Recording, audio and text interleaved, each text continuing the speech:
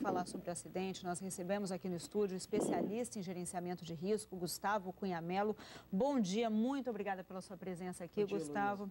Eu estou vendo na imprensa internacional muitas pessoas falando em despressurização. É claro que as causas estão sendo investigadas, tem a caixa preta aí, mas despressurização, queria só que você me explicasse, poderia ser a causa ou o efeito de alguma outra coisa? Todo acidente aéreo e qualquer outro acidente, ele é uma sucessão de falhas. A despressurização não pode ser descartada, de fato pode ser um dos fatores contribuintes para levar ao acidente. O fato da caixa preta também ter sido encontrada bastante destruída, uma delas, porque são duas, uma de dados, os parâmetros de voo, e a outra de voz, encontraram a de voz, ela vai ajudar bastante, porque a de dados, esse avião, ele manda, tem um sistema que chama ACARS, que manda automaticamente online, tem um pequeno delay, informações dos parâmetros de voo para a base ou da Airbus e da companhia aérea. Então, ou seja, a companhia aérea já tem algumas informações. Já tem bastante informação dos parâmetros de voo. Então, quer dizer, mas eles devem encontrar, porque os destroços estão ali, eles fatalmente vão encontrar, é um par de caixas no nariz do avião, outro par de caixas na parte de trás, na cauda, então naturalmente eles vão acabar encontrando.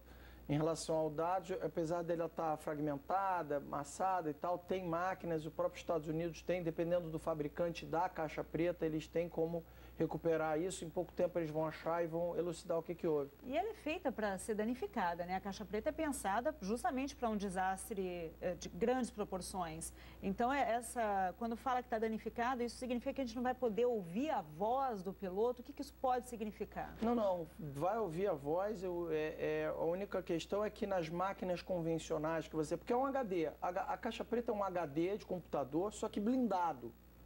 Então, ele é como se fosse um disco, um pequeno disco rígido que grava ali parte de voz e parte de dado em streaming. É como se fosse um MP3, uma música. Estou falando da forma mais didática possível, claro. É lógico que não é isso, mas para as pessoas entenderem. Então, isso vai ser recuperado. Esse HD pode estar um pouco amassado e não nos leitores convencionais terá que ser aberto no fabricante, provavelmente, e ele será lido. Então, eu não vejo problema para elucidar o que houve. Quanto à pressurização, é um fator que justificaria ele ter descido, mas não justifica ele ter voado para a montanha. Mas o que provocaria uma despressurização? Isso que me deixou mais intrigada, assim. A gente viu que nas notícias internacionais houve uma manutenção um dia antes. Uhum. E daí o presidente da Lufthansa falou que essa manutenção foi uma manutenção de rotina com coisas apenas o que seria, sei lá, perfumaria dentro de um avião e não uma manutenção de mecânica realmente. Isso pode ter provocado alguma coisa? Olha, tem um acidente da Aeroperu, que já nem existe mais, faliu, que na época era o 767 da Boeing, era um avião novo, e que o sujeito foi limpar o avião por fora e ele colocou como se fosse uma fita durex, né, para tampar um sensor de altitude na base do avião, e ele esqueceu de remover isso. O avião decolou, o sensor não funcionava, o piloto não sabia onde estava localizado o avião, acabou colidindo com o mar. Inclusive o aeroporto de Lima decolou um 707 para tentar ajudar o outro avião a pousar, não deu tempo, o outro avião colidiu com o oceano, ele estava muito baixo e tal. Houve vítimas? Todo mundo. Morreram todas as pessoas do 767. Então, uma limpeza do avião. Quer dizer, a partir dali o procedimento passou a ter uma fita colorida, com uma bandeirola, quer dizer, para você tampar os sensores na hora de limpar o avião. Mudaram os procedimentos a partir daquele acidente, como qualquer outro caso. Em gerenciamento de risco, a gente diz que escreve os manuais com sangue, quer dizer, a gente aprende com o acidente para que ele não se repita no futuro. Eu não sei se tem a ver ou não, se de fato é verdade que houve uma manutenção simples ou não. O que a gente tem que relatar é que tem uma diretiva da Europa, da EASA, que é o órgão que regulamenta e fiscaliza o espaço aéreo do europeu.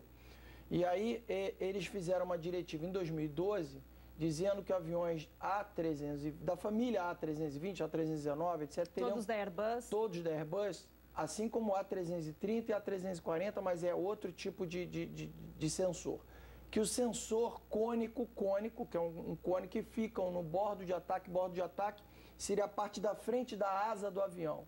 Então, tem 3 sensores que captam o ar batendo ali na asa e indo para a parte de baixo da asa, mostrando que o avião está voando. O que indica para o computador de bordo. Indica para o computador de bordo, o avião está voando, está passando ar embaixo da asa. São sensores, são 3 sensores, e eles eram cônicos e foi pedido que se trocasse para flat, para pratos, né?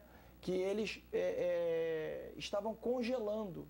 E quando esse sensor, parecido com a história do Pitot, do A330 da Air France, que caiu no oceano. Então, quando esses 2 desses 3 sensores congelavam, indicavam ao computador de bordo que o avião estava perdendo sustentação, portanto estava em stall.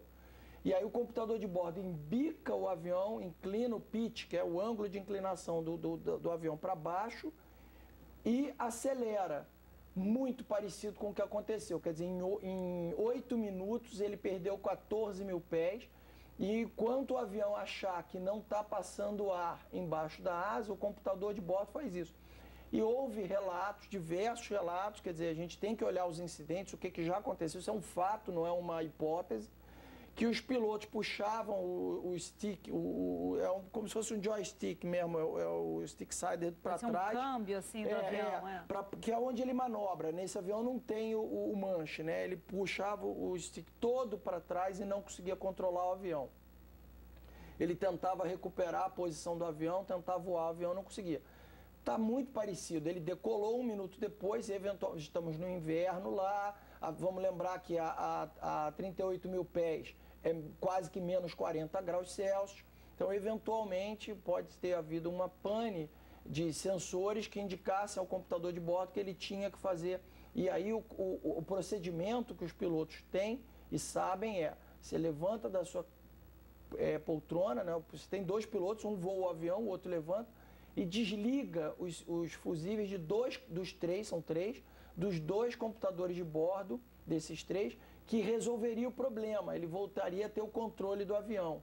Entendi. O problema é que o piloto pode ter relutado a fazer isso, porque quando você faz isso, você perde outros equipamentos, outros aviônicos, e isso pode explicar. Isso é uma hipótese bastante razoável, não baseada em... Explicaria até essa queda íngreme, né? E voou para a montanha, quer dizer, ele chegou a controlar o avião e voou para a montanha. Quando você tem um avião colidindo com a montanha, o termo técnico é CFIT, é Controlled Flight into Terrain, que é o CFIT, diz que você bateu ou no mar ou numa montanha e tal, com o avião funcionando, quer dizer, o avião voando, entre aspas, controlado. Quer dizer, na verdade, quem estava voando o avião era o computador de bordo e não o piloto. Isso, na minha hipótese aqui, que é uma hipótese baseada em fatos que já ocorreram, em fatos que olhando no retrovisor, né? Exatamente. Então, de 2012 para cá, teve essa diretiva, temos que ver se esse avião trocou, porque a diretiva não é mandatória, ela indica para as companhias treinarem seus pilotos nisso e trocarem esses sensores. Tá ótimo. Gustavo Cunha Mello, muito obrigada pelas suas explicações. Tomara que as pessoas, os parentes das vítimas principalmente, tenham essas explicações o mais rapidamente possível, né?